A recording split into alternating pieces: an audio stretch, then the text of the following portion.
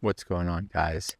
Adam Palmer, the Freelance King, and I just got another question, and that is, how can someone start freelancing with no money or no experience? I'm going to be honest with you, it's going to be a little challenging. The thing is, even now on Upwork, you're going to need to pay some money for sending out proposals.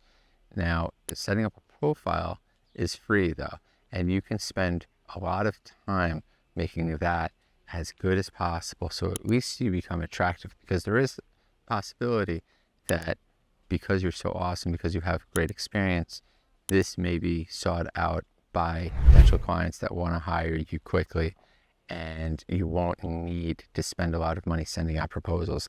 Now, that's kind of a long shot. I think that that's only going to happen if you have a ton of experience and are super attractive to clients. It seems like you don't have experience right now, so it's going to be a little challenging. The first thing I would do is build up your experience, build up your skill sets, because then you're going to be more valuable in the eyes of a client, because these days it's super duper competitive, and clients ultimately going to go with someone that has experience versus someone that doesn't have experience, even if there's a big price difference in that, because the most expensive freelancer is someone that's going to ruin the project, right? Because then they have to go back, they have to re-explain this to someone else, and yada yada. So first thing I would do is almost hire yourself to gain experience. Like, what are you passionate about?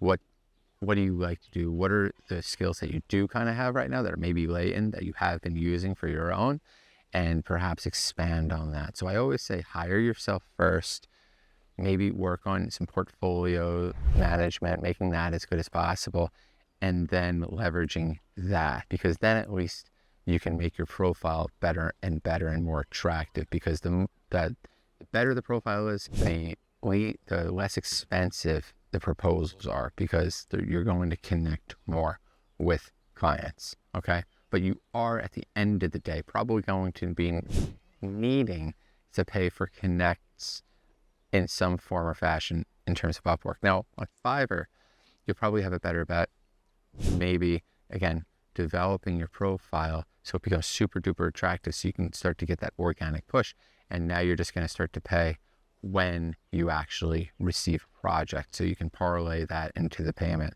But at the end of the day, for both platforms, you're going to want to upskill, you're going to want to hire yourself, and you're going to want to make your profile as attractive as possible.